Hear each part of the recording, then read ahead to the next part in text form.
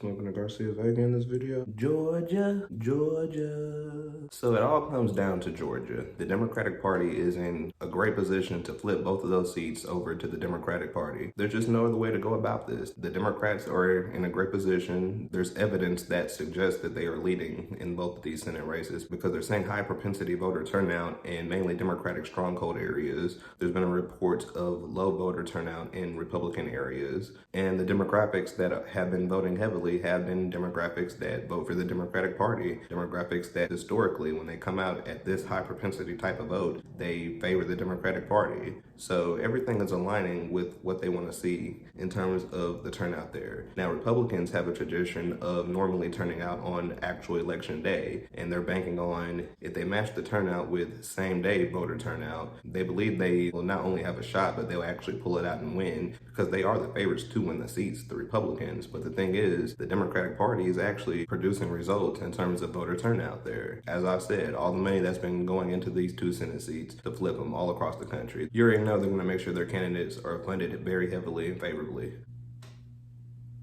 This is the highest turnout for a special election race. Now, Georgia is a very interesting state because there was split voting happening there. There was split voting happening there and crossover voting happening. This meaning that people who voted for Republicans, who voted for the two senators, the two Senate Republicans, they also voted for Joe Biden to basically help cement his lead there in Georgia and to pull it out and to help him win. There was Republicans that voted for Joe Biden. And this has always been the argument of the centrist, elitist, corporate, deep state Democrats that you have to be centrist, have to be moderate in order to pull over some of those Republicans, to pull over some of those Reagan Republicans, those Bush Republicans, those Romney Republicans, those type of Republicans, people like that. That's always been the argument in the way they position themselves. Like I said, centrist, elitist, corporate hacks when it all comes down to it at the end of the day, because that's their definition of it. Moderation is actually the progressive cause, progressive initiatives, things that actually help and stimulate and benefit the American people and the American life on a daily basis. That's the actual moderate position in the United States. The media industrial complex, they're just in cahoots with the Democrats, tried to push another narrative. It's all about electability, not about the actual policies or proposals or anything like that, which is just nonsense. It's nonsense.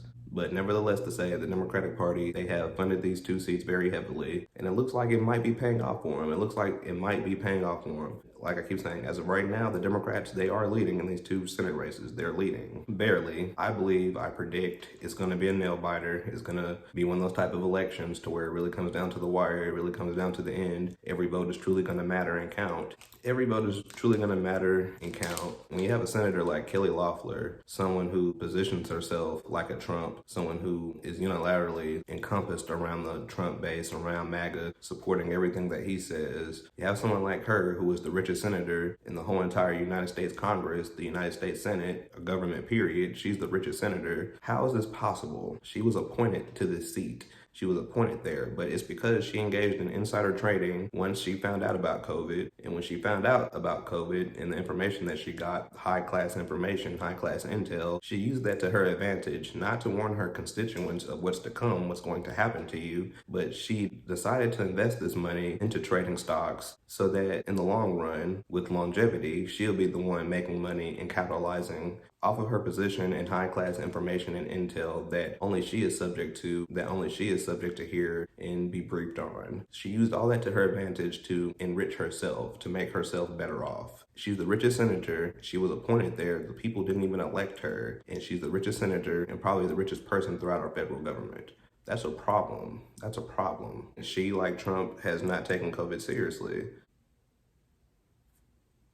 And on top of that, the Republican Party, they've been telling their voters not to vote, not to show up because they keep saying it's rigged anyway. So if it's rigged anyway, why show up to vote? And lots of Republicans have been doubling down, quadrupling down on this message of it's either my way or the highway, that type of syllogism, that type of philosophy. And I just think it's a joke and you're pathetic. Those type of people who believe it's either my way or the highway, because that's really what this is all coming down to. And it's going to hurt the Republican Party. It's going to hurt them because Trump voters, they hear this type of stuff. They listen to this type of stuff every single day on a daily basis in terms of media consumption, conservative politics consumption, hardcore conservative political consumption, in terms of believing Trump just swept the country. Those type of people who watch that type of media, that type of content, the odds are that some of them might not show up on actual election day to try to match the high voter turnout in early voting that we're seeing with these special election runoffs. You have that element going into it, them potentially being hurt on actual election day with the Senate elections, and there's high propensity voter turnout, meaning that the Democratic Party is for sure leading, no doubt about it. They have probably a slim lead right now, slim majority. If they keep that trend going into election day, it's over. It's truly over.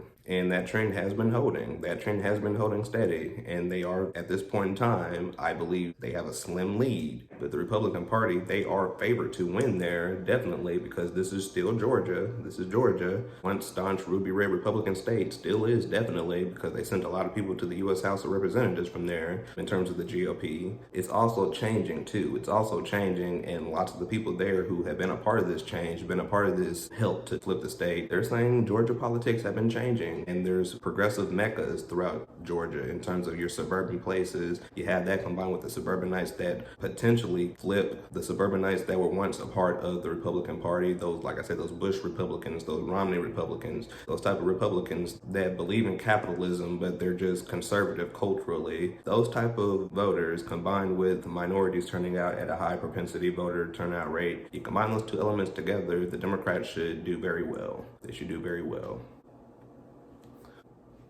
But at the same time, there's a good chance that one Republican can win, which would be Jeff Perdue beating John Ossoff, and one Democrat can win, which would be Raphael Warnock beating Kelly Loeffler. These two scenarios are very possible, very possible. One or the other could be more likely. It could be a split win for both parties, and the Republican Party would have a plurality majority in the United States Senate. With that happening and occurring, then it puts tremendous amount of pressure on what you would call your liberal Republicans, Susan Collins, Lisa Murkowski, those type of Republicans that could possibly potentially flip over to the Democrats to help the Democrats pass certain legislation. That scenario would definitely be in play.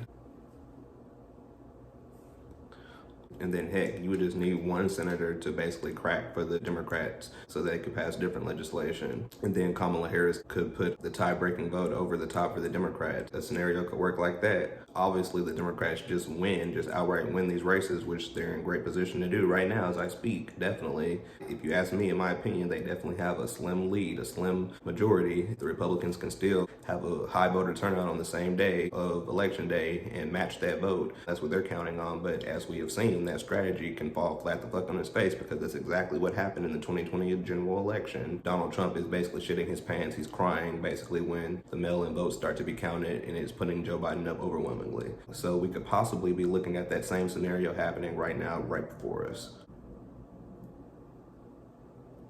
Obviously, if the Democrats win, they can easily just pass more stimulus if they want to. Tremendously bigger, way bigger package. The only thing though, it cannot just overwhelmingly benefit the military industrial complex and the deep state, with them basically enhancing and upgrading their institutions and agencies. All money that's directed towards there that could really be directed towards communities, urban epicenters that Biden is winning, your lower class suburbs that Biden could potentially help out. The money could actually be redirected towards that cause, those benefits like that could benefit the American people in that retrospect. It needs to go in that direction.